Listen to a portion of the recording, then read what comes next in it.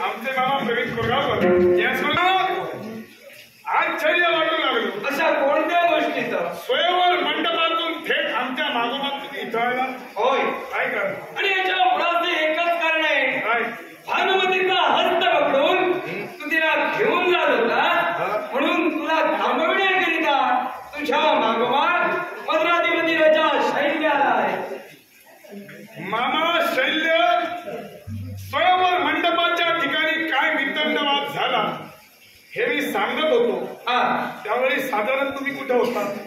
स्वयंवर मंडपाच्या ठाई उपस्थित होतो. मग तिथं झोपलेला की का? नाही, पूर्णतः जागृत अवस्थेत तुम्ही होता. पूर्णतः जागृत अवस्थेत होतो. मग मी तिचा हस्त का पकडला याच्या मागचं कारण तिथं सांगितलं. त्यावेळी तिथं तुमचं लक्ष कुठं होतं? तिथं तू कारण तुझं सांगितलं पण त्यावेळी तुला राजकर्त्यांनी प्रतिकार सुद्धा केला. शार्थी तू तिचा हस्त पकडला ही कृती चुकीची आहे म्हणून तिचा प्रतिकार घडला आणि त्यांना प्रतिकार करून तू पळून आला. म्हणून तिला तिच्या रक्षणासाठी इथपर्यंत मी आलोय. कुणाच्या वतीनं आला? कुणाच्याही वतीनं नव्हे.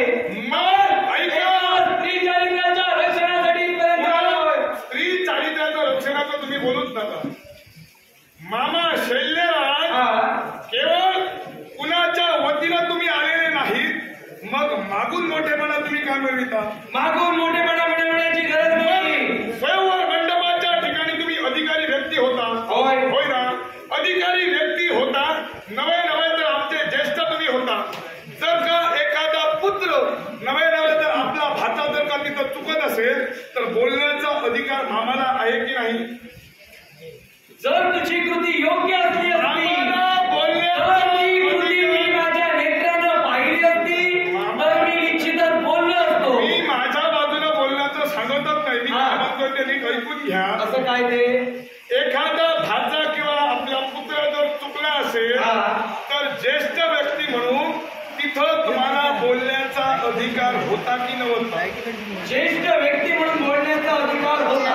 मग का बोलला नाही? एकाच गोष्टीसाठी, कारण तू केलेली क्रिया कुठेतरी माझ्या मनाला सुद्धा अनुचित वाटत होती म्हणून तिथं मी वाचा फोडली नाही. म्हणून तुला समजवण्यासाठी इथपर्यंत आलोय. मामा, समजावण्याची गरज कुठं होती? स्वयंवर मंडपाच्या ठिकाणी समजावण्याची गरज होती ज्येष्ठ म्हणून. होय ना? मग ज्येष्ठ म्हणून जर तिथं तुम्ही समजावणी केली असता, माझी चूक आहे हे निदर्शनास जरी आणून दिला असता तरी नात्यानं तुम्ही आमचे मामा आहात. मामांचं भाच्यानं ऐकलं पाहिजे. हे क्रमप्राप्त आणि क्रमप्राप्त आहे हे नियम मला सुद्धा कळतात. मग भरलेल्या स्वयंवर मंडपी तिथं पायावर पाय ठेवून फक्त मजा बघत राहिला आणि आमच्या मागोमाग तुम्ही इथं आलात का? तुमचे शब्द मी मान्य. ज्येष्ठ या नात्यानं राजकर्त्याने तुला समजाविलं होतं पण त्यांचा स्वतः अनादर केला आणि भाच्याने मामाचं जर ऐकायला पाहिजे एवढं जर तुला कळलं असेल तर भानुमतीने सुप्रियांची मुक्तता कर. माझ्या मंडपाच्या ठिकाणी तुम्ही बोलला नाही याचा अर्थ मध्यंतरी येऊन अडून तुमचे शब्द ऐकायला मी तुमचा मागील नव्हे. दुसरी गोष्ट, जिथं अधिकार व्यक्तीने अधिकारानं जर लहान व्यक्तीला जर समजावून योग्य वेळी सांगितलं नसेल तर ज्येष्ठ व्यक्ती म्हणून सांगण्याचा अधिकार सुद्धा पोचत नाही. तुमचं तुम्ही काही ते ठरवा. अपमान करून घ्यायचा असेल तरी तर थांबा, त्यापेक्षा चालते व्हा. अपमान करून घेण्यासाठी इथपर्यंत आलो नाहीये.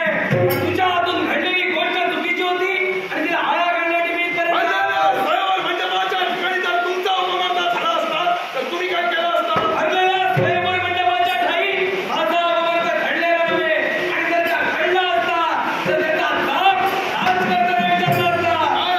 भरलेल्या स्वयंवर मंडपात आमंत्रण देऊन तिथं मला प्रचारण करण्यात आलं. माझा अपमान करण्याचा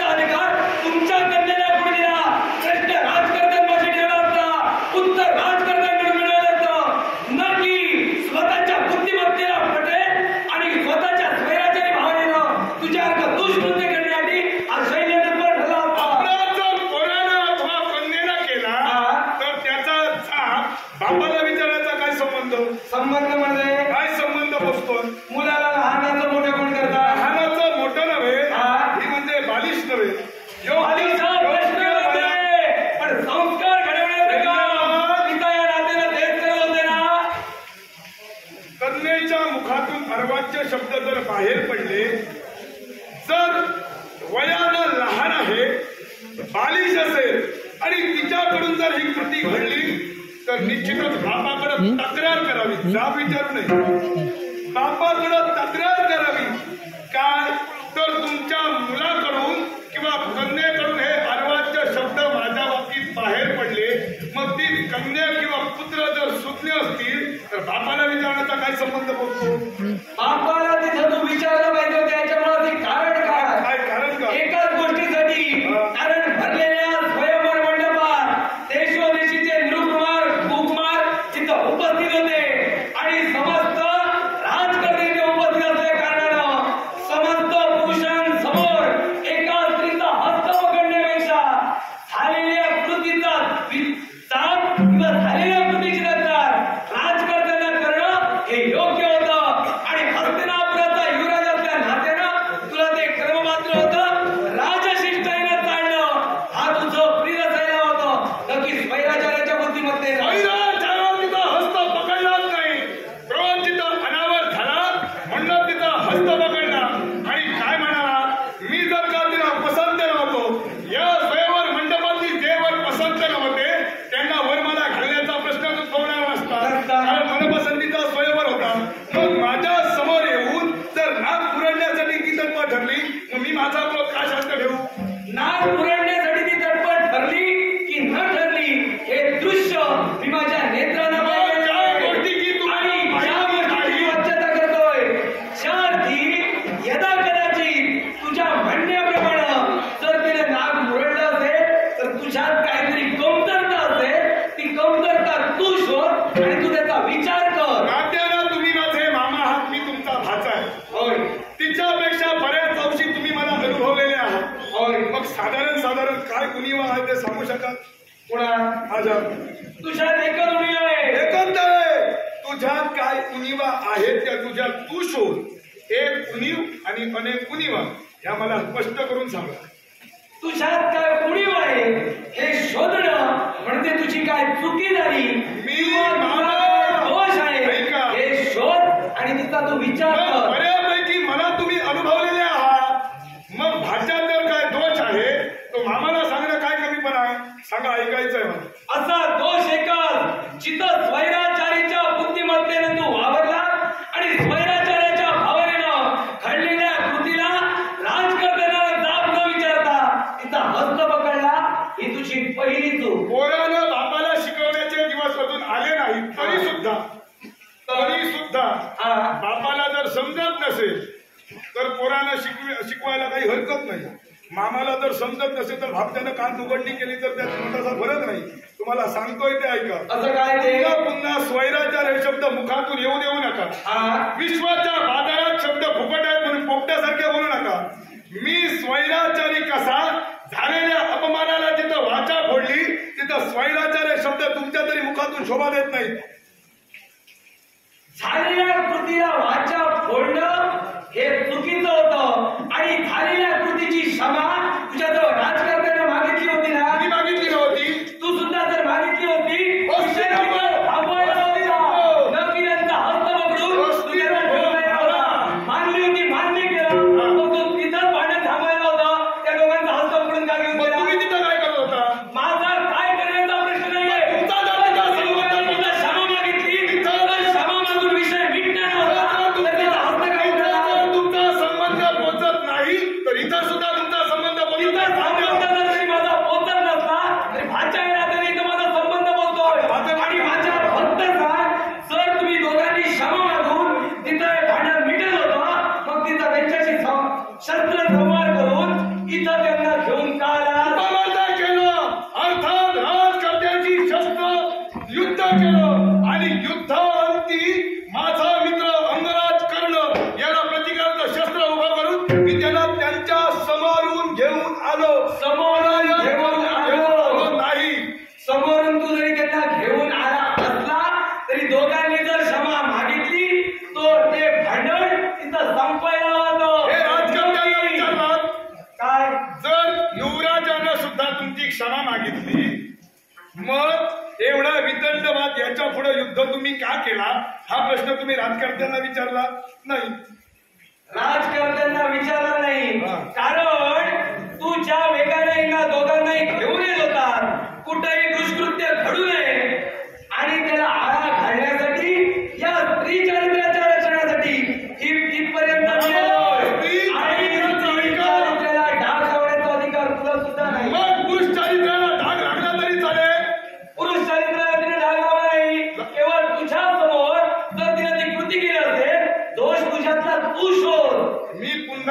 सांगतोय हा. माझ्यातला दोष काय आहे हे जर तुम्हाला कळत नसेल तर तुमच्यातच काहीतरी दोष आहे, तुमच्यातच काहीतरी दोष आहे हे शब्द पहिल्यांदा बंद करा. न पेक्षा दुसऱ्याचा दोष सांगण्याची हिंमत आणि धमक जर आपल्यात नसेल तर दुसऱ्यावर बोट टाकू नये आपण. मग जर का तुझ्या दोष नसेल आणि असं जर का तू म्हणत असशील तर आतापर्यंत नुसता नव्हे स्वतःवर आत्मविश्वास आहे आणि आत्मविश्वासाच्या जोरावर सांगतोय माझ्यात जर का उणीव असेल आणि तुमच्यात सांगण्याची जर हिंमत असेल तर सांगा तुम्ही. एकच उणीव. आतापर्यंत तू स्वतःच्या मनाप्रमाणे वावरला आणि याच्या मुळाचे कारण ते काय असेल? ज्यावेळी माझ्या भाच्याने ज्यावेळी हस्तिनापुरात वावरत होते आणि त्यावेळी ते हस्तिनापुरात वावरत असताना तिथं राजकारभार विभागला जाऊ नये, युवराज पदाचा तिलक तुझ्या मस्तकी लावावा म्हणून त्यांना तू वारणासी गावात अरे त्या लाशागृहात मारण्यासाठी तू पाठवलं होतं. पण हा तुझा स्वैराचार नव्हे. तेव्हा तुम्ही कुठं होता? प्रत्येक वेळी मी कुठं होतो या प्रश्नावर बोट ठेवण्यापेक्षा तुझी मी काय सांगतोय? मग ते मान्य करून मी काय घे. सांगतोय? तुम्ही फ्रेंच देशाचे राजे, हीन जातीच्या जमातीचे बनलेले तुम्ही राजा, अत्यंत दारिद्र्यावस्थेने मंडित असणारं तुमचं ते मद्र देश. होय. या मद्र देशाला सावरलं कुणी? हस्तिनापुरानं सावरलं. होय. होय ना? मग या हस्तिनापुराचे उपकार तुमच्यावर आहेत, मग त्या उपकाराची परतफेड या पद्धतीने तुम्ही करणार.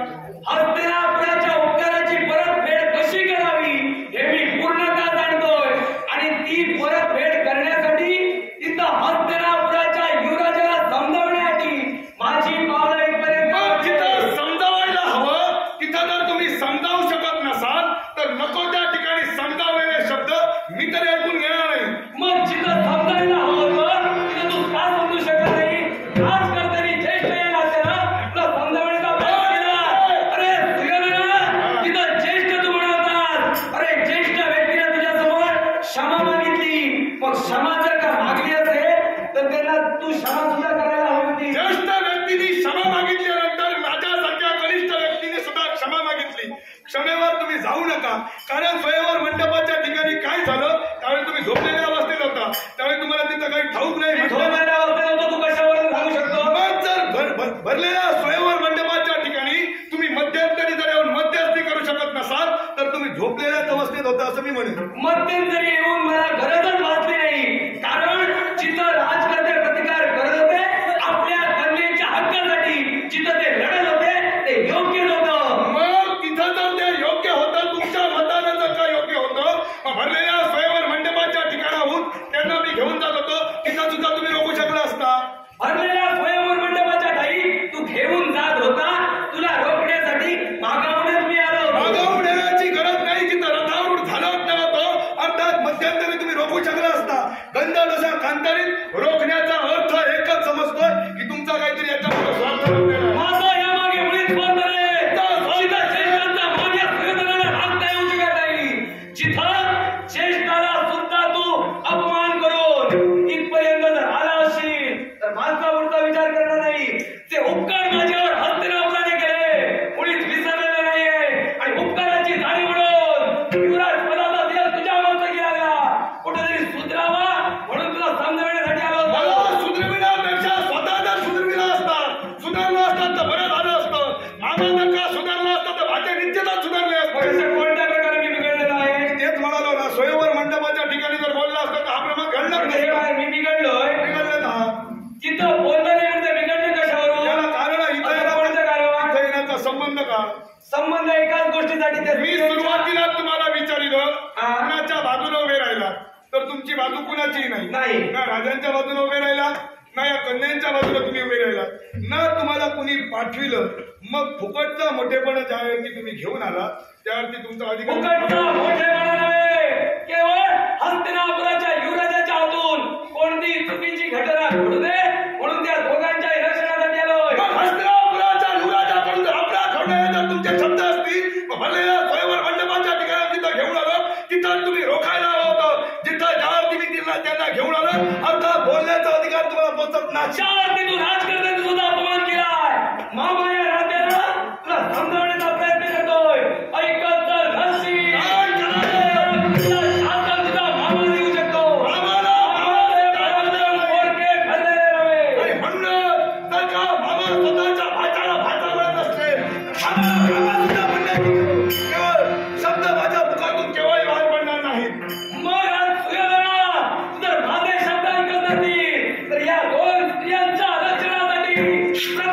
राजाची ताबडी घेऊन मंत्राधिपतीच्या समोर आले. मंत्राधिपती राजा शल्य कोणत्या पद्धतीनं युवराजाला प्रतिकार करतात प्रत्येक क्षणाला पाहिजे.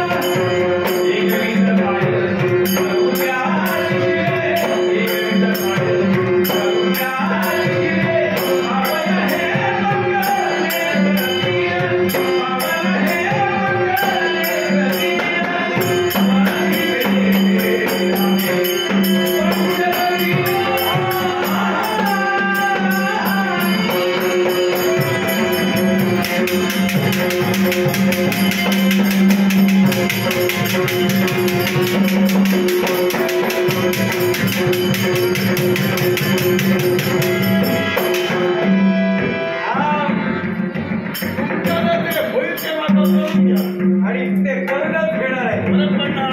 सळसळणाऱ्या रक्तानं फारच तुला ताकद आलेली आहे. पण मंत्राधिपती राजा शैल्यमध्ये सुद्धा कोणी सर्वसामान्य नाही.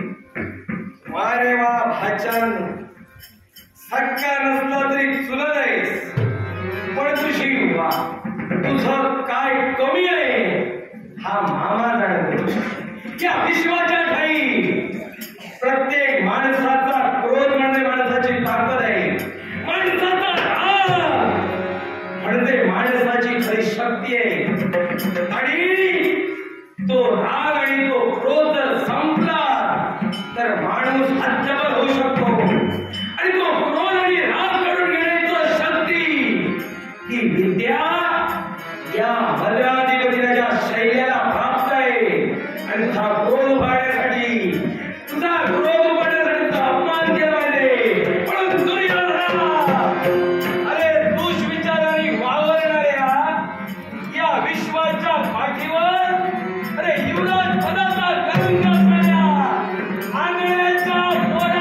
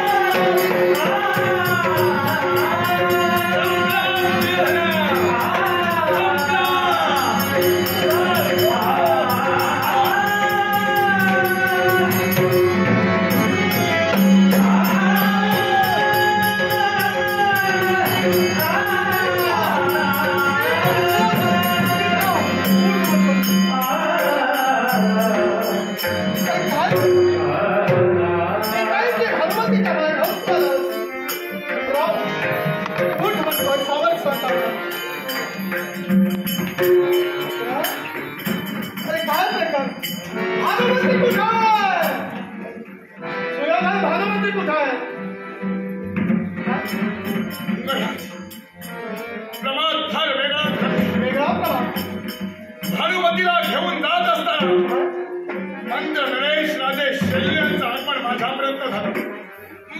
द्वंद्व झालं. आणि या युद्धात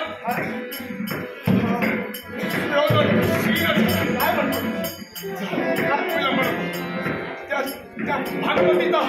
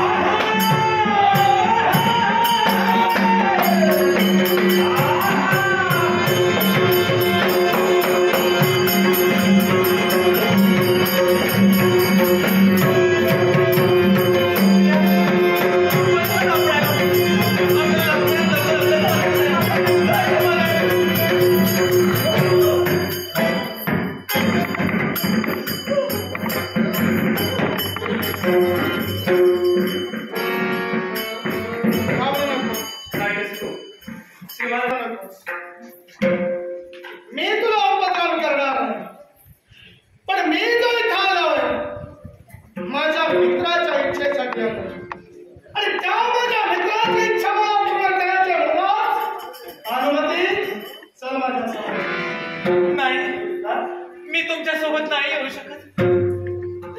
अंगराज, आपण इथं आलात ते फक्त आपल्या मित्रासाठी आलात. मग धन्यवाद मी तुम्हाला देते. बराच त्रास तुम्ही मित्रासाठी घेता, घ्यावे लागतात. पण मी जी इथं उभी आहे ना, ती फक्त माझ्या सखीसाठी उभी आहे. ही माझी सखी आहे. हिचं संरक्षण करणं हे सुप्रियेचं कर्तव्य आहे. तेव्हा मला फक्त एवढंच सांगा, माझी शंका आहे लहानशी. कोणती? अहो, त्या तुमच्या मित्रानं बरेच उपकार तुमच्यावरती केले. मग तुम्ही जे इथं आलात ते उपकारासाठी आलात की खरंच मैत्रीसाठी आलात? मैत्रीच्या नाट्यासाठी अंगराज करण्याचं इथपर्यंत येणं झालेलं आहे. पण मी असं काय म्हणाले, तुम्हाला काही शंका असेल तर उपस्थित करा. शंका येणार नाही. निरसन करण्याचा प्रयत्न. या विश्वात रक्ताच्याही नात्यापेक्षा ना मैत्रीचं नातं श्रेष्ठ आहे. मैत्री असावी, पण ती स्वार्थासाठी मुळी जोडू नये. मग ती निस्वार्थ मैत्री असावी. ती फक्त माझ्या भानुमतीसारखी आणि माझ्यासारखी असावी. मी तर असं म्हणेन, ही तुमची मैत्री आहे, हे तुमचं नातं आहे, हे फक्त तुम्ही स्वार्थासाठी जोडू शकता. मुखातील शब्द मुखात ठेवायला कारण आहे. कोणता? अंगराज करण्याच्या बाबतीत तुला काय माहितीये? जे माहिती आहे म्हणूनच बोलते. मग आई, मी असं का म्हणाले? तुला जे काही माहिती होतं ते तू एका वाक्यात बोलून मोकळी झालीस. पण आता माझ्याबद्दल तुला जे काही माहित नाही ते मी आता तुला कथन करणार आहे. मी असं का बोलले? जरा थांब. ऐकूया. मैत्रीच्या नात्याला स्वार्थाचं नाव तू दिलंस. मैत्री ही निस्वार्थी असते. खरंय. निस्वार्थपणाने केली जाते ती संगत आणि त्या संगतीचं नाव म्हणजे मैत्री होय. गोष्ट म्हणजे नक्कीच. ज्याप्रमाणे या भानुमतीशी तू निस्वार्थ मैत्री केलीस, त्याचप्रमाणे युवराज सुयोधनाशी मैत्री या अंगराज कर्णाला केलेली होती. आता तुझ्या मनात अनेक लक्ष प्रश्न उद्भवले की अंगराज कर्णाची मैत्री केली, ती मैत्री स्वार्थापोटी होती. मग माझ्या एका प्रश्नाचं उत्तर मला हवं. कोणता प्रश्न? माझी मैत्री स्वार्थाकडे झुकली गेली असं तू सहज बोललीस. बोलण्याचा उद्देश स्पष्ट करू शकशील का? नक्कीच सांगेन. मी तुम्हाला स्वार्थी का म्हणाले? म्हणजे तुमच्या मैत्रीला स्वार्थी म्हटलं. का? अहो, तुमच्याजवळ काहीच नव्हतं. अन्य देशाचं राज्य तुमच्या मित्रानं तुम्हाला बहाल केलं. अन्य देशाचे राजकर्ते तुम्ही झाला. मग हे सारं काही तुम्ही करता हे स्वार्थासाठीच करता ना? सुप्रिया, अन्य देशाचं राज्य या कर्णाला केव्हा बहाल केलं गेलं? ज्यावेळी वासंतिक स्पर्धा भरली गेली आणि त्या वासंतिक स्पर्धेच्या ठिकाणी या कर्णाचा अपमान करण्यात आला. खरंय. आणि तो अपमान सुयोधनाला सहन झाला नाही. कुठेतरी मनामुळं, अधिकारामुळं एक योद्धा या विश्वात ओळखीपासून दूर नाही आणि तो योद्धा दूर राहू नये म्हणून माझी वेगळी ओळख माझ्या मित्रानं मला करून दिली. आणि ती कोणत्या तऱ्हेने असेल तर अन्य देशाचं राज्य या कर्णाला त्यानं बहाल केलं. आणि त्या दिवसापासून या कर्णाला अंगराज कर्ण हे सारं विश्व संबोधू लागलो. पण राज्य दिलं ही नंतरची गोष्ट. त्या अगोदर माझी आणि सुयोधना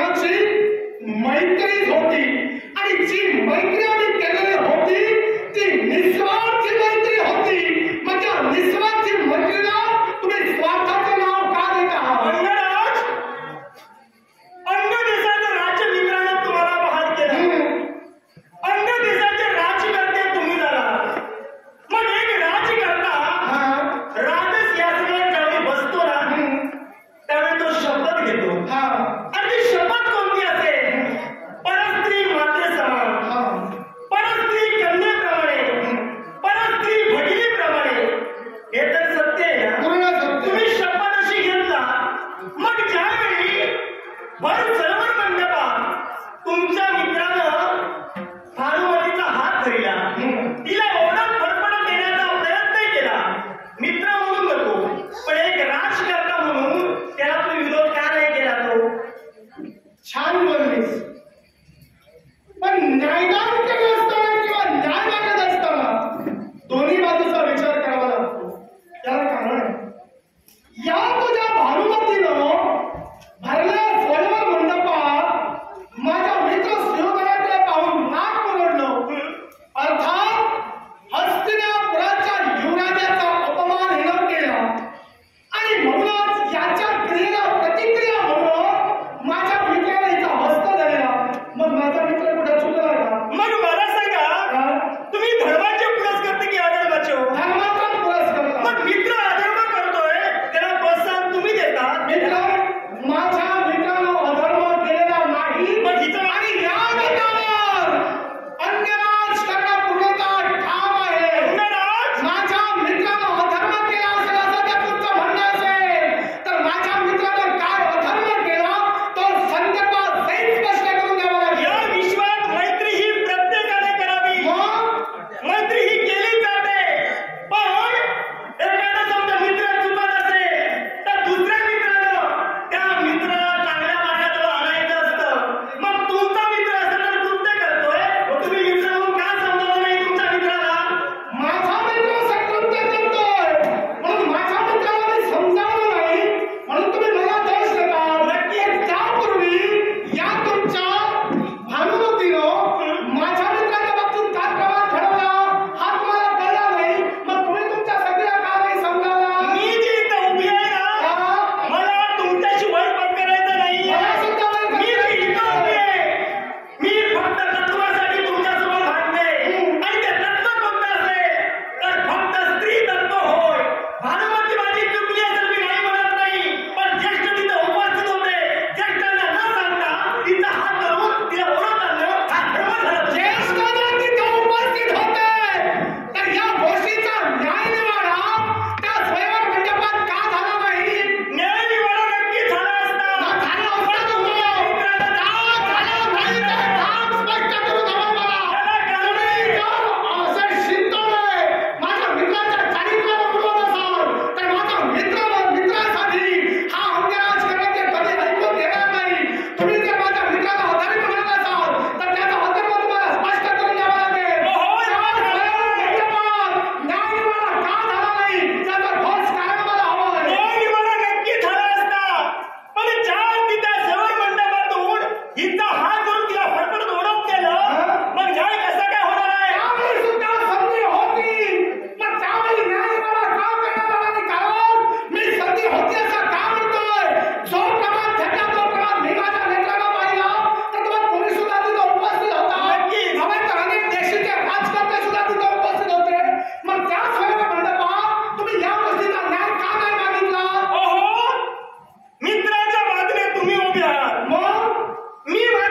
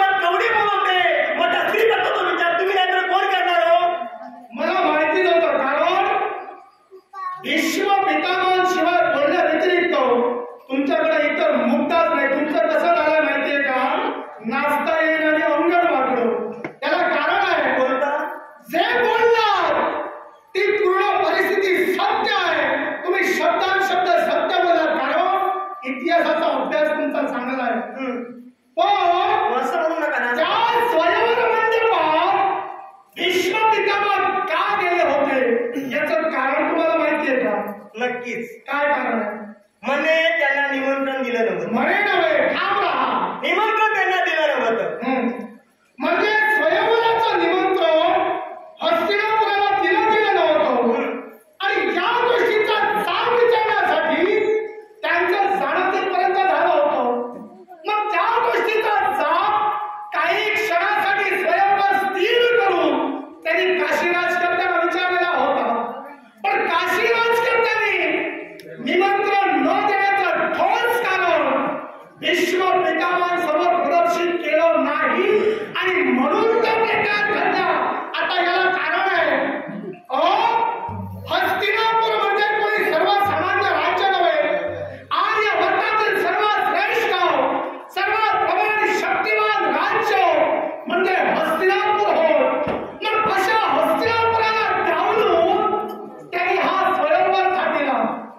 दुसरी गोष्ट, ज्या काशी राजकर्त्यांनी तो स्वयंवर मांडला होता ते काशी राजकर्ते हस्तिनापुराचे मांडलिक होते. मांडलिक आणि हस्तिनापुराचा एक प्रशासक हस्तिनापुराच्या वतीनं न्याय मागण्यासाठी तिथं आला होता. जो प्रकार सुयोधनाच्या बाबतीत इथं घडला तोच प्रकार भीष्म पितामहांच्या बाबतीत इथं घडला आणि म्हणून पुढचा सारा प्रवाह भीष्म पितामहांनी घडवलेला होता. पण अंगराज, मी मगाशीच बोललोय, त्यांनी हरण का केलं, कशासाठी केलं याच्यापेक्षाही अंबेचं जीवन उद्ध्वस्त झालं. अहो, तिच्या जीवनाची राख रांगोळी झाली. कारण मी स्त्री तत्व आहे. मी जी आज तुमच्यासमोर उभी आहे ती फक्त माझ्या सखीसाठी उभी आहे. कारण स्त्री या शब्दाचा अर्थ तुम्ही असा होतोय, स म्हणजे संयम, स्त्री म्हणजे त्रिवेणी, सत्य, सनातनी, सहनशीलता या त्रिवर्गातून जाते. तीच खरी स्त्री होय. मग एका स्त्रीला तुझी विटंबना होत असेल तर ही सुप्रिया केव्हा शांत राहणार? एका पुरुषाचा अपमान भरला स्वयंमंडपात काम करावा. अपमान माझ्या भानुमतीला केला, तिने नाक पुरवलं. हाच राग तुमच्या मित्राला आला. पण मित्र असं म्हणे, अहो, एका बाजूला विचार तुम्ही करत आहात पण दुसऱ्या बाजूचा विचार करा. कृती आधी की क्रिया आधी की क्रियापद नंतर असा तुमचा मित्र ओढून सांगतोय. पण मित्र असं म्हणे, नक्कीच तुमच्या मित्राकडून अशी काहीतरी क्रिया घडली. माझ्या क्रियेला प्रतिक्रिया माझ्या सखीने दिलं. आता मित्र तुमचा कुठे चुकलाय हे तुम्ही तुमच्या मित्राला विचारा, आम्हाला नको. चला जमा. मित्राला विचारायला सुद्धा मी गेलो असतो पण मुद्दा तुम्ही तसा उपस्थित केला. म्हणे माझ्या मित्राकडून काहीतरी क्रिया घडली आणि म्हणून त्याच्यावर प्रतिक्रिया हिनं दर्शवली. फक्त हिच्या प्रतिक्रियेवर लक्ष ठेवला. माझ्या मित्राने केलेल्या क्रियेवर लक्ष तुम्ही ठेवला नाही. काय क्रिया केली त्याचं स्पष्ट करूनच नक्कीच अशी वर्तन तुमच्या मित्राकडून काहीतरी घडलं घडलं असेल. असेल नको. घडलं तर त्याला तुम्ही थांबा. मी थांबत आहे. सांगा. मी थांबत आहे. आता जे काही घडलंय ते तुमचा मित्रच फक्त सांगू शकतो. कारण घडलंय फक्त त्याच्याकडून घडलंय. मी फक्त तुम्हाला एवढं सांगते, स्त्री कमी नाक पुरवते त्याला त्याचंच कारण असतं. भानुमती, विश्वाच्या पाठीवर जीवन जगत असताना अर्धवट ज्ञान कधी कुणाला साथ देत नाही.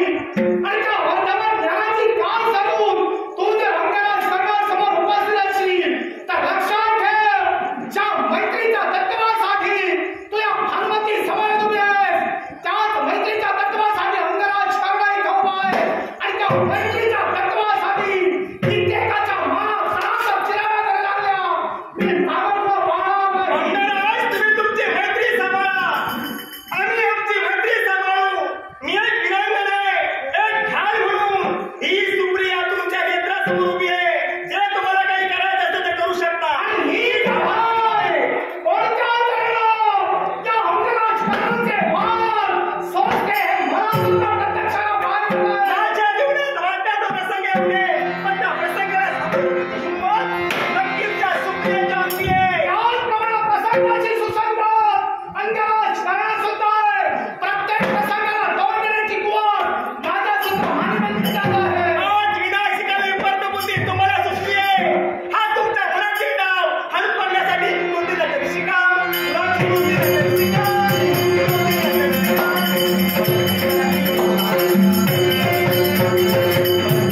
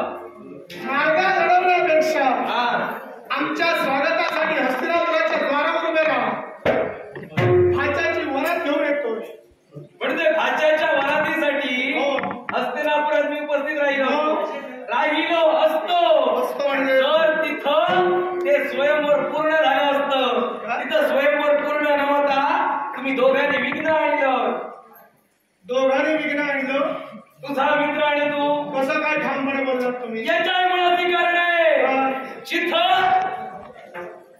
सुयोधनानं हनुमतीचा हस्त पकडला, प्रतिकार राजकर्त्यांना केला, राजकर्त्यांनी शस्त्र चालविलं आणि राजकर्त्यांनी ज्यावेळी शस्त्र चालविलं ते शस्त्र युद्ध थांबवून तू मध्ये शस्त्र घातलं आणि तिथं तुम्ही दोघांनी अवितंडवाद निर्माण केला. कोणी दोघांनी वितंडवाद केला? आता सांगितलंय ना तू आणि तुझ्या मित्रानं, तिथपर्यंत तुम्ही येऊन थांबता, याच्या पुढे तुम्ही का जात नाही? याच्या पुढे एकच गोष्ट करतोय, तुला थांबविण्याची. जरा थांबा. कशासाठी? स्वयंवर मंडपाच्या ठिकाणी हा तुम्ही उपस्थित होता. निश्चित हिनं काय केलं तुम्ही पाहिला नाही. का नाही पाहिला? तिथं पाहिलं नाही. जी कृती मीच नव्हे स्वतः राजकर्त्यांनी सुद्धा पाहिली नाही हे त्यांनी मान्य केलं होतं. जिथं राजकर्त्यांनी सुद्धा पाहिलं नाही, अनेक राजकर्त्यांनी सुद्धा पाहिलं नाही, तिथं मी सुद्धा पाहिलं नाही. ती कृती डोळ्यात देखत न कळता कदाचित ती दोघांनाच कळली असेल म्हणून आम्हा कुणाला कळली नाही.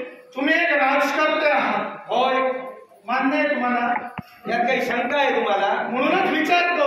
कशासाठी? जरा आम्हाला सांगणार नाही तुम्हाला. कारण मी जी शंका उपस्थित करतो ती विस्तारित करूनच त्याचं निरसन करतो. निरसन कर. कारण कोणतं?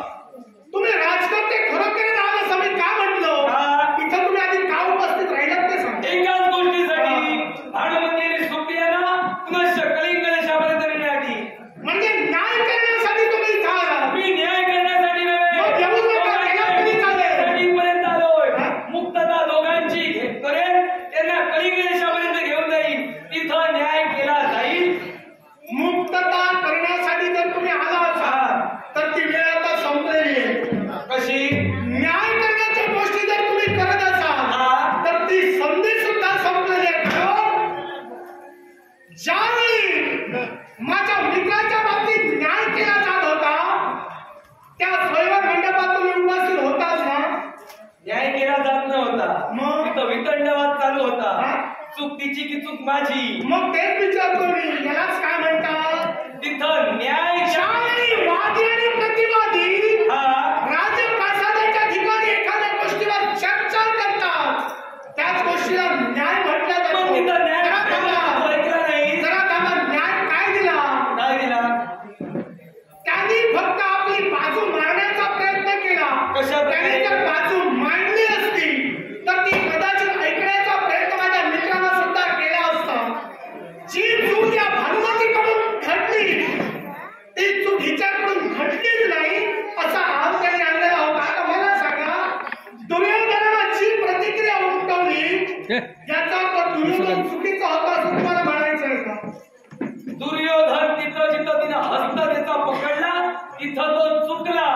मग ती कृती जर दुर्योधनाच्या म्हणण्याप्रमाणे हनुमतीनं जर नाक मोडलं ते तू पाहिलं होतंस. मी पाहिलेलो होतो. मग तू जर पाहिलं होतं मग जी जर कृती तिथं घडली होती तू सुद्धा राजकर्त्यांना समजावलं होतं. मग तिथं राजकर्त्यांनी क्षमा मागितली, तिथं वितंडवाद मिटवायला होता की भेटवायला होता?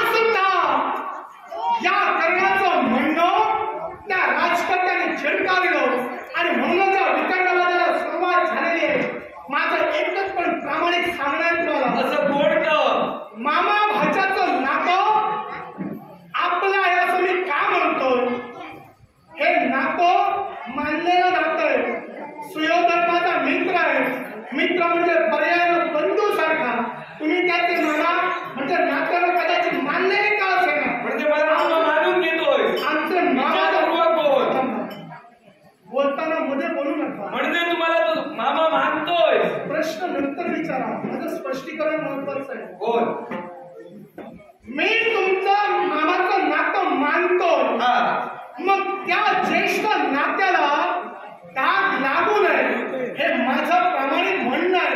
कारण तुम्ही माझ्यासमोर वैरी म्हणून न्याय देण्यासाठी जर उपस्थित राहिले असाल तर एका फक्त वितंडवादच होणार आहे. आणि या वितंडवादात कदाचित माझ्या मुखातून तुमची अवहेलना होईल. म्हणून माझं प्रामाणिक सांगणं आहे तुम्हाला, आतापर्यंत जेवढे न्याय केला तेवढे पुरे झाले. हा न्याय तुमच्यानं होणार नव्हे. तुम्ही आता जाऊ शकता. अंगराज कर्ण श्रेष्ठ देणं हात जोडून मी विनवणी करतोय. वितंडवादीचं घडवू नको. जिथं ज्येष्ठ तुम्हाला मानतोय दोघांची मुक्तता कर, माझ्या स्वाधीन कर. ज्येष्ठ मी तुम्हाला मामा म्हणून मान राख. मामा म्हणून तुमचा मी मान राखणारच आहे. पण भाचा म्हणून माझा पहिल्यांदा तुम्ही सन्मान करा. त्यांची मुक्तता कर, सन्मान करायला. यांच्या मुक्ततेवर तुम्ही ठाम राहू नका. न्याय करायचा असेल तर दोन्ही बाजूने करा. सुयोधनावर सुद्धा अन्याय होता कामा नये आणि यांच्यावर सुद्धा अन्याय होता कामा नये. जमत असेल तर थांबा, नाही तर गेला तरी चालेल. जमणार म्हणूनच सांगतोय या दोघांना घेऊन कलिंग देशापर्यंत कलिंग देशापर्यंत जाणार नाही. जिथं न्याय मागण्याची संधी आली होती तिथं न्याय मागितलेला होता. पण जिथं आमच्या बाबतीत अन्याय झेडला गेला त्या कलिंग देशावर पुरेशा अंगराजकारण चालत नाही. तिथं तुला जाण्याचा सुद्धा अधिकार वाटत नाही, तिथून जाण्याची इच्छा सुद्धा वाटत नाही.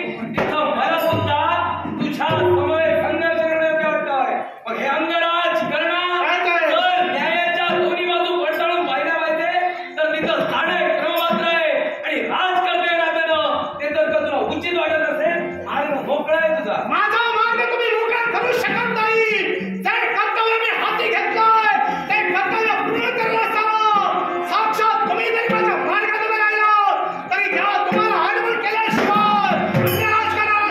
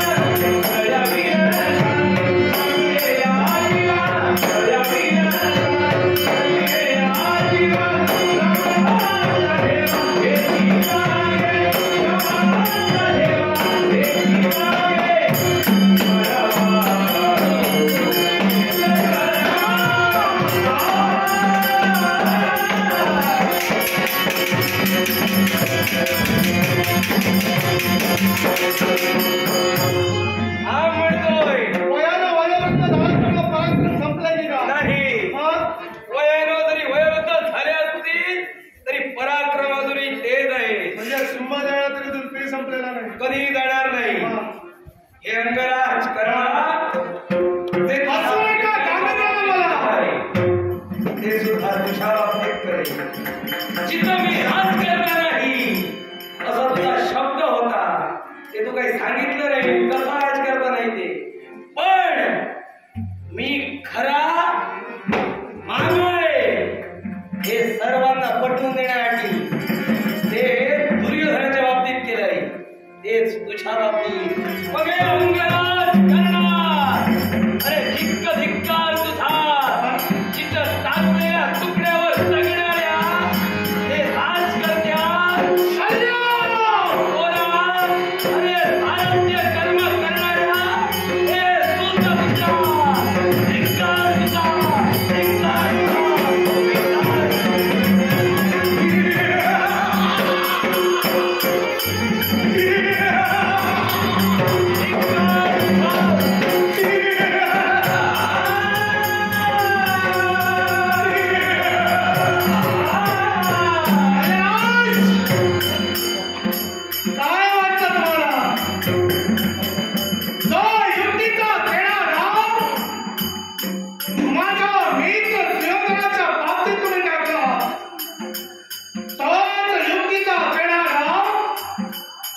अंगराज करण्याच्या बाबतीत तुम्ही टाकू पाहत होता, पण फसलात तुम्ही. कोणत्या प्रकारे? तुमची ही कला अंगराज करण्याला ज्ञात नाही असं वाटतं नाही का? मुळात तुमची कला आहे. समोरच्या योद्ध्याचा क्रोध जर तुम्ही वाढवला तर तो योद्धा हतबल होतो. निश्चित. तो योद्धा शक्तिहीन ठरतो. पण तो डाव अंगराज करण्याच्या बाबतीत फसलेला कारण कोणतं? माझे गुरु म्हणजे भार्गव परशुराम होय. आणि त्यांनी दिलेला मला शब्द की हे अंगराज करणा, जर एखाद्या वीरानं तुझा क्रोध वाढवण्याचा प्रयत्न केला असेल तर तुझा क्रोध वाढवून तू दुर्बळ नाही तर तू शक्तिमान होशील. आणि जो योद्धा तुझा क्रोध वाढवण्याचा प्रयत्न करेल तो योद्धा शक्तिहीन होईल. शक्तिहीन होईल. शक्तिहीन होईल. मित्राच्या बाबतीत कपट केलं नाही तुला सोडणार. अंगराज करण्याला दूषण दिली. हो, तुझ्या कर्माची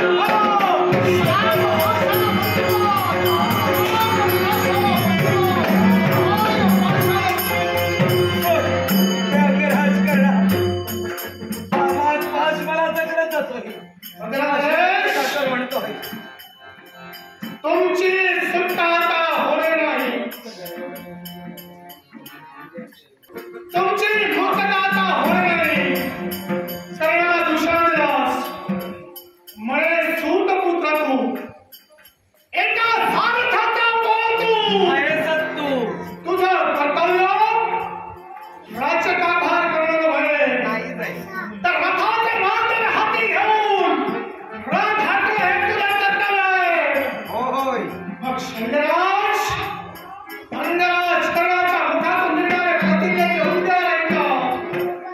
ज्या कर्णाला तुम्ही दूषण दिलात त्याच कर्णाच्या रथाचे वाटे तुमच्या हाती देऊन या कर्णाचा हत्यांती एक ना एक दिवस तुम्हाला भरायला हवी.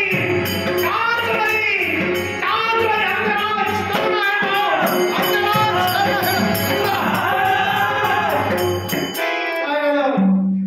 शिथ निर्वाणीचे शब्द तुझ्या मुखातून आले ठाम आहेत माझे शब्द.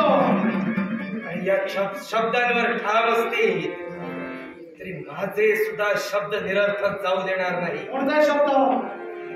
ज्या अवस्थेत तू आज मला टाकून जातोय जिथं दुर्बला मद्राधिपती शैल्य ठरला आहे आणि या दुर्बल अवस्थेत माझा धिक्कार करून जातोय. एक ना एक दिवस काळाच्या कायद्याप्रमाणे आणि नियतीच्या नियतीप्रमाणे जर एक ना एक दिवस असा येईल ज्या वेळी तू माझ्या चरणापाशी लोटांगणी येशील आणि मदतीची भीक या शैल्यासमोर मागशील. यावेळी अरे सुताच्या पोरा तुझं सारे कर्म करणार नाही तर ज्यावेळी तू दुर्बल ठरशील मदतीची भीक मागशील धिक्कार तुझा. जीवनात अंगराज करून घेऊन देणार नाही.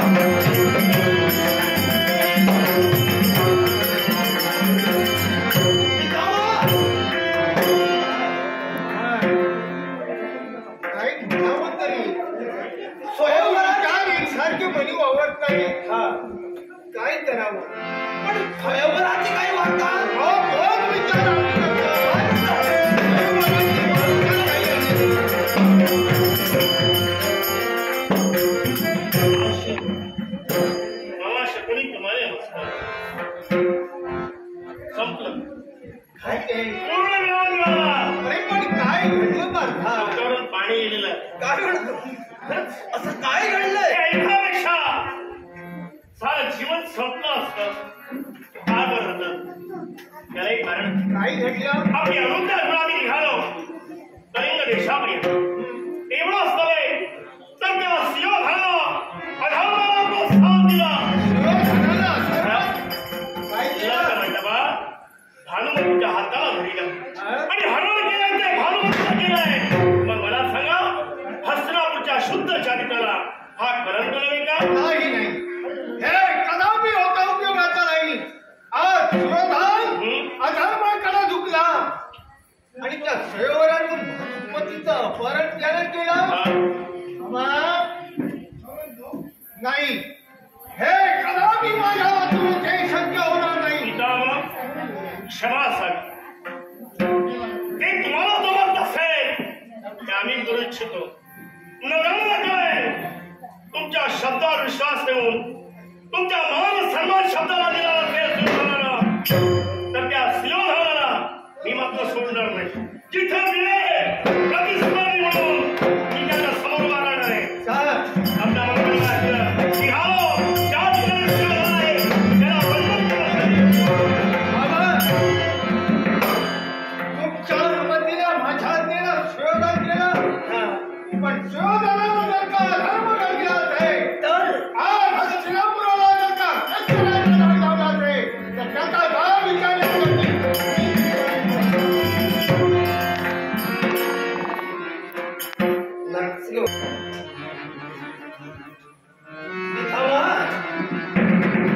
तुम्ही सिंहधाराला भेटण्यासाठी गेला पण हे मी होऊ देणार नाही.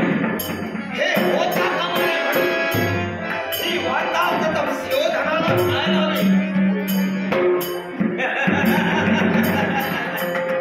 हे संदेश पक्षा योग्य वेळी उपस्थित झाला. आता हे चाल माझा संदेश घेऊन सिंहधनापर्यंत जा आणि त्याला सांग पितामह तुझ्यापर्यंत येत आहे. मग त्याच्या दृष्टीस तू पडू नकोस किंबहुना भानुमतीशी विवाह करू नको. जा संदेश पक्षा जा. संदेश पक्षी गेल्या अर्थात आपलं कार्य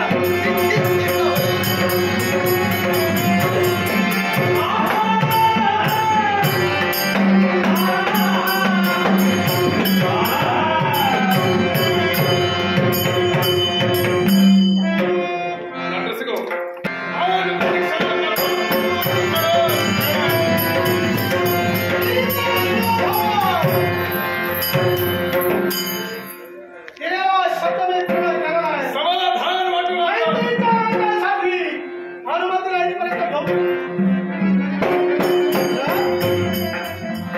काय पाहतोय मी? हा संदेश पक्षी मित्रा हा संदेश पक्षी आपल्या हस्तिनापुरातून आलाय. हो पहा. आणि तो संदेश देतोय की सुयोधन हस्तिनापुरात येऊ नकोस. घडलेल्या प्रमाणात पितामह भीष्माला कळलेला आहे. तुमच्या मार्गावर पितामह येत आहे सुरक्षित स्थायी करा.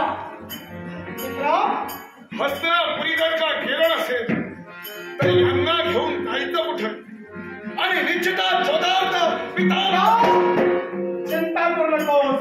काय असं एक स्थळ आहे जिथं भीष्म पितामह येऊ शकत नाही. तर आहे? माझा अंगदेश.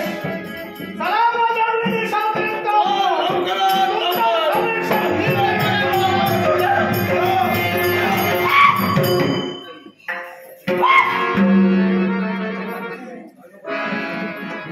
अपमान अपमान आणि फक्त अपमान.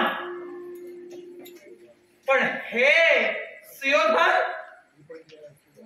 या तुमच्या मानापमानाच्या फंदात एका स्त्री जातीची विटंबना तुम्ही करता आहात. हे तुम्हाला तुमच्या कृत्यानं योग्य वाटतंय का? सुरुवात केली कोणी? कुणी केली? कुणी या स्वयंवर मंडपाच्या ठिकाणी नाक मुरडलं कोणी? सुयोधन, स्वतःचा अपराध लपविण्यासाठी नाक मुरडला कोणी, तू की मी तेच तुम्हाला सांगते. कान उघडे ठेवणे का? ही कान माझे उघडेच असतात, बंद नसतात. होय ना? मग मी बोलते ते ऐका. मी बरोबरीने ऐकत आले की तुमचा अपराध लपवण्यासाठी मी म्हणे भरलेल्या स्वयंवर मंडपात नाक मुरडलं म्हणून तुम्ही सांगता. अपराध काय लपवी लागली? एकच, मी भानुमती ज्या कुलदेवतेला साक्ष ठेवून हाती वरमाला घेऊन मी स्वयंवर मंडपात उपस्थित होते, त्या कुलदेवतेला साक्ष ठेवून सांगते. ज्या बापानं मला जन्म दिला, त्या बापानं मला मनापासून स्वयंवराचं व्यक्ती स्वातंत्र्य दिलं, त्या माझ्या बापाला मी साक्ष ठेवून सांगते.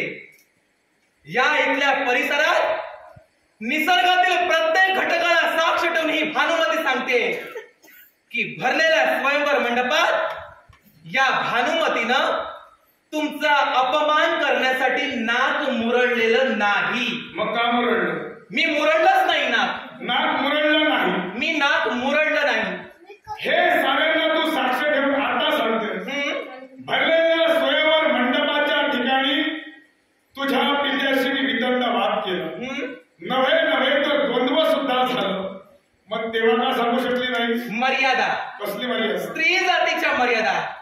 तुम्ही जरी तुमच्या मर्यादा विसरलात ना, तरी स्त्री जातीच्या मर्यादा मला कळतात.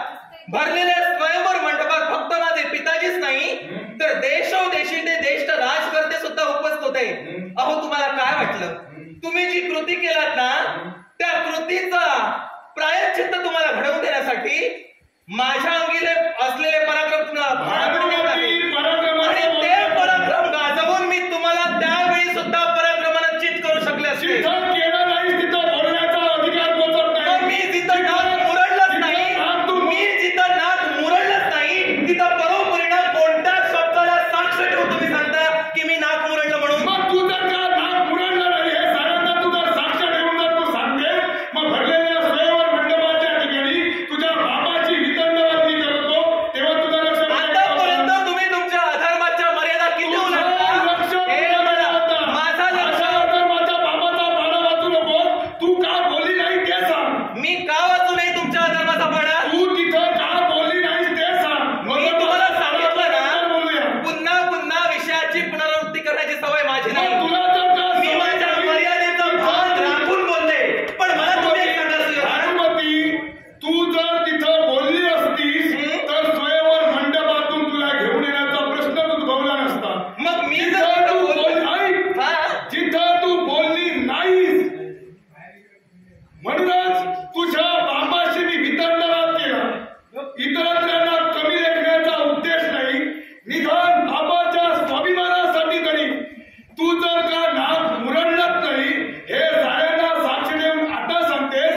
हे त्यावेळी जर सांगितलं असतं तर स्वयंवर मंडपाच्या ठिकाणाहून तुला इथं घेऊन येण्याचा प्रश्नच उद्भवला नसता. पण मला तुम्ही एक सांगा, जिथं तू तुझ्या मुखात तू जर ते नाक मुरडलं नाही, तू जी कृती केलीच नाही, तिथं त्या ठिकाणी तू वाचा फोडली नाहीस, याचा अर्थ तू अपराधी तेवढीच ठरलेली मुळीच नाही सुयोधन. कसं का? मी तुम्हाला एकच सांगेन, हा? आतापर्यंत तुमची बाजू मांडण्यासाठी बरोबरीने तुम्ही माझं कारण सांगत होता. मग तुम्ही मला सांगा, ज्या हस्तिनापुराचे सम्राट तुम्ही आहात ना, त्या हस्तिनापुराच्या राजगदीला साक्ष ठेवून सांगा मी खरोखरच तुम्हाला नाक मुरडून दाखवणार. माझ्या समोर नाक मुरडलं म्हणून हात पकडलं. हो, मग एकच तुम्हाला सांगेन, तू जर का साक्ष देऊन सांगत मी असशील तर साक्ष ठेवून सांगितलं की मी नाक मुरडलं नाही. मी साक्ष ठेवून सांगतोय तू नाक मुरडलं म्हणूनच हस्त तुम्ही पकडलं. खोटं बोलता. तू कशावर खोटं बोलत नाही? मग तुम्ही मला सांगा, तुझ्याकडे पुरावा मी काय? जर नाक मुरडलं असं जर तुमचं म्हणणं असेल तर तुमच्या व्यतिरिक्त इतरत्र आणखीन साक्ष काय आहे तुमच्या जवळ? माझ्याजवळ साक्ष हो. नाक मुरडलं कुणासमोर? तुमच्या समोर मुरडलं. आजूबाजूला आसनं असतात की जरा अंतर ठेवून असं बाजूबाजूला आसनं नसतात का? नाही. काय सांगता तुम्ही? ऐक म्हणतोय भानुमती, ज्याला ठाऊक नाही त्याला ज्ञानाचे धडे शिकव. हस्तिनापूरच्या युवराजाला शिकवू नकोस. प्रत्येक सिंहासनामध्ये काही अंतर ठेवून आसनं ठेवलेली असतात. राष्ट्राचा सम्राट कोण, राष्ट्राचे मांडलिक, त्यानंतर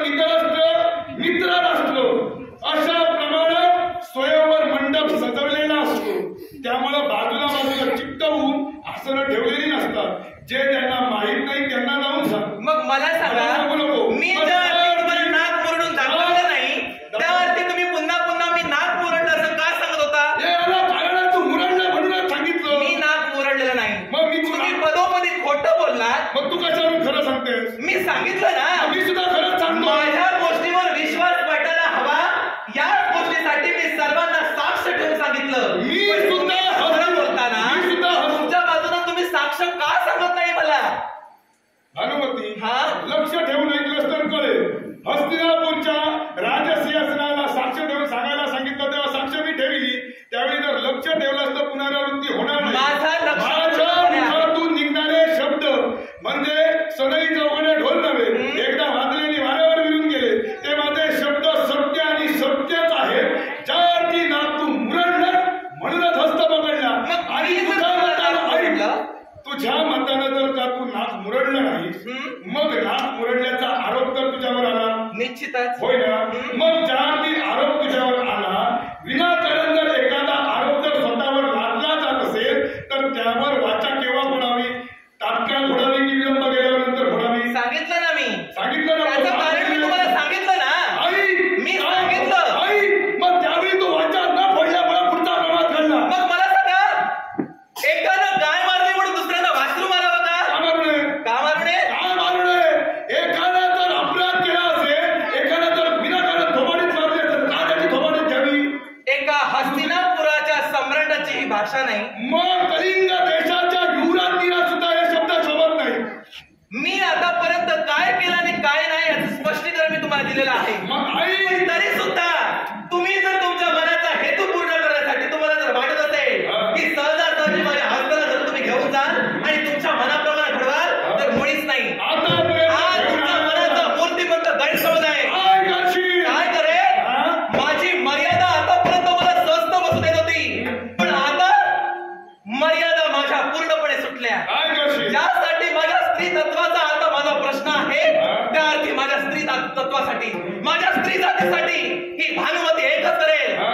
आतापर्यंत माझ्या अंगी असणारे पराक्रम या विश्वाला जर ज्ञात असतील तर माझ्या अंगीचे पराक्रम काय आणि माझ्या स्त्री तत्वासाठी मी काय करते हे जर तुम्हाला पाहिजे असेल तर हा तिचा प्रयोग तुमचा घात करण्यासाठी.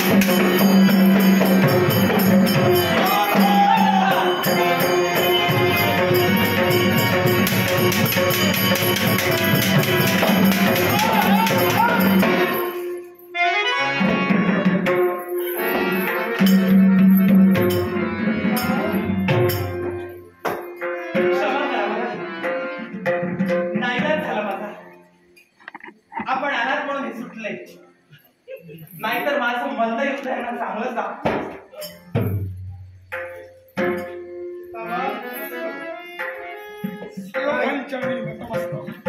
काय म्हणून तुम्हाला आशीर्वाद देऊ दोघांनाही?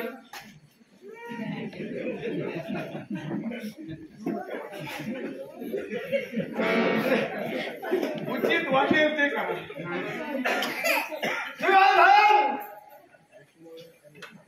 बापाला डोळे नाही म्हणून तो आंधळा, आणि तुला डोळे आहे पण तू आंधळेपणाचं सोंग करतोय, होय ना? अरे काय चाललंय? हस्तिनापुराला राजेला मान खाली घालायला का लावली? तुझं लग्न होणार नव्हतं?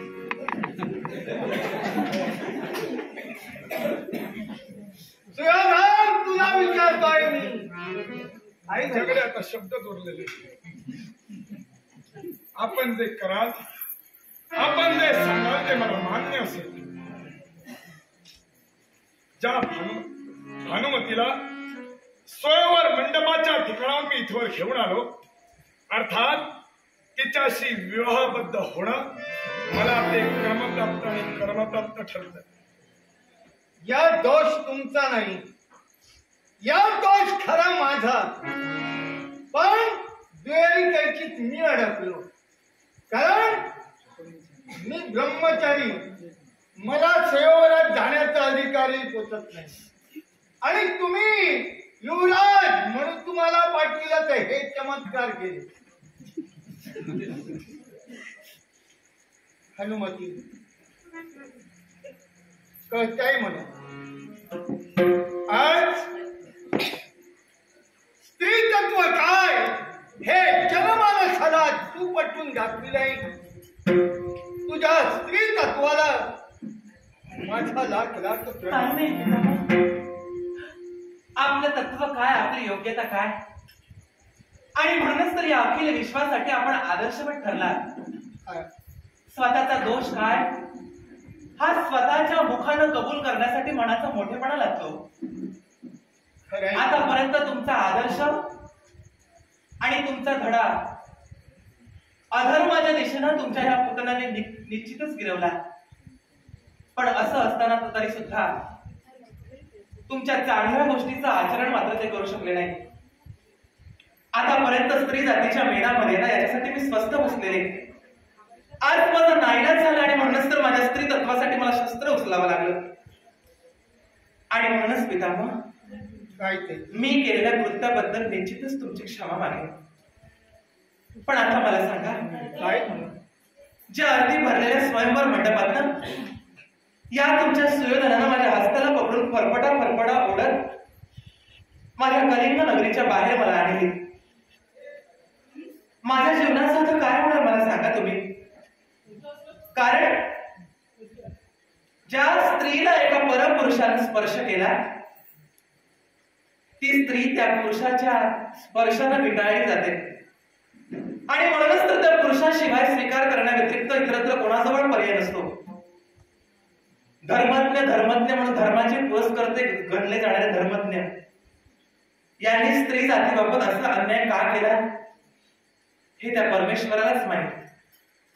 पण असं असलं तरी सुद्धा तुमच्या सर्व धर्माच्या गोष्टींचं पालन करून आमच्यासारख्या स्त्रिया आपलं जीवन व्यतीत करण्याचा प्रयत्न करतायत. आज माझ्या मेनामध्ये मला कळताय. आणि म्हणूनच माझ्या चारित्र्यातला ज्या सुयोधनाने डाग लावला ना, याच्यामुळे मी पुनश्च माझ्या माहेरी जाऊ शकत नाही, माझ्या पित्याजवळ मी जाऊ शकत नाही. आता मलाच माझ्या जीवनाचा न्याय निवाडा करावा लागेल. असा कोणता ग? एकच. ज्या तुमच्या सुयोधनानं माझं अपहरण करून इथपर्यंत घेऊन आलेत ना, यांचा मी स्वीकार करायला तयार आहे. पण यामागे माझी अट आहे. अशी कोणती? एकच. माझा विवाह त्यांच्यासोबत होण्या अगोदर जी माझी मैत्रीण, माझी सखी सुप्रिया, तिने स्वतःचे प्राण पणाला लावून माझी ढाल म्हणून जी उभी राहिली, जिनं स्वतःच्या प्राणांचा सुद्धा विचार केला नाही, आणि म्हणूनच या मैत्रीचं नातं अबाध ठेवण्यासाठी जिनं माझ्यासाठी संघर्ष केला. माझं सुख साधत असताना माझ्या मैत्रिणीला मी कसं काय विसरेन. आणि म्हणूनच तर माझ्यासोबत माझ्या मैत्रिणीचं सुख घडावं याच्यासाठी माझा विवाह सुयोधन यांच्यासोबत होण्या अगोदर माझ्या सुप्रियेचा हात सुयोधनाच्या हाती आणला. मुखातील शब्द मुखात ठेव. इतरत्र कोणताही शब्द जर असतील, इतरत्र कोणतेही तुझे जर प्रतिज्ञा असेल, त्या प्रतिज्ञेची परिपूर्तता मी करीन. पण हे मात्र माझ्यानं होणार नाही. याच्या मुळाशी कारण जर काय असेल तर एक निष्ठतेनं माझ्या नेत्रासमोर फक्त उभी राहिली ती फक्त भानुमती. इतरत्र कोणत्याही स्त्रीशी मी विवाहबद्ध होणार नाही. त्यामुळं याच्या पुढं माझी अर्धांगिनी सखी, माझी सहचारिणी असेल फक्त आणि फक्त भानुमती. म्हणजे हा सगळा अट्टहास जो तुम्ही आतापर्यंत केला, फक्त तुझ्यासाठी. मग हे जर बऱ्या मनानं जर मला सांगितलं असतं ऐकली नसतीस. तर त्या स्वयंवरातच तुमच्या कडची माळ घातली असती ना. शक्य नव्हतं. विश्वास होता तुमचा तुमच्यावर. नाही, त्याचा क्रोध अनावर जातो, पण मी काय करतोय याचं भान मिळालं. राग लवकर येतो. पुरुष आपलं मन सहजासहजी मोकळं करत नाही. पण आज माझ्या व्यतिरिक्त इतरत्र स्त्रीचा तुम्ही स्वीकार करणार नाही, हा अटीतटीचा नियम तुमच्या जीवनाचा होता. यासाठी आपण तुमची कबुली दिलात आणि माझ्या व्यतिरिक्त इतरत्र स्त्रीचा विचार तुम्ही करणार नाही असं आपण म्हणालात. मग असं जर असेल तरी सुद्धा मी माघारी फिरणारे नाही. काय करणार? माझ्या मैत्रिणीचं सुख केल्याशिवाय मी स्वस्थ बसणार नाही. जर माझ्या मैत्रिणीचा जर स्वीकार तुम्ही करत नसाल हा. तर जसं माझ्यासाठी माझी मैत्रीण झटली तसं तुमच्यासाठी हा तुमचा मित्र झटला. मग माझ्या मैत्रिणीचा हात तुमच्या या मित्राच्या हाती द्या. बरं, येतो आम्ही. झालं तुमचं आता हे लग्न होणार आहे. लग्नानंतर कधीतरी भेटायला येतो. आतापर्यंत बरंच काही केलं. हे सोसणं हे खूप मोठं लग्न. हे आता होणारच. पाहुणेचार याला दिला. नको नको, हा पाहुणचार नको. माझी बायको माझी मार्ग प्रतीक्षा करते. माझी वृषाली आहे. लग्न झालं, एका लग्नात मी सुखी आहे, दुसरं लग्न नको. मित्र. आणि हिच्याशी तर मुळी नको. बरं, ही आली कशी काय अरे हिच्याबरोबर? हाणत होतो, भानुमती केला. ही कशी काय? ही कुठून आली कुठे ठाऊ. बरं, आली ती आली. तिला माझ्यावर ठेवला ठेवला. किती जरी झालं ना तरी हे दोघं जण तितक्याच प्रेमाने भांडत होते. हा होय, नाहीस तू. मी तुझ्यासाठी घेतली. अहो मित्रांनो, हिच्या इच्छेसाठी नव्हे, हा. माझ्या मित्रासाठी. मग काही हरकत नाही. मित्रासाठी काय काय करावं लागेल सांगता येईल. नाही.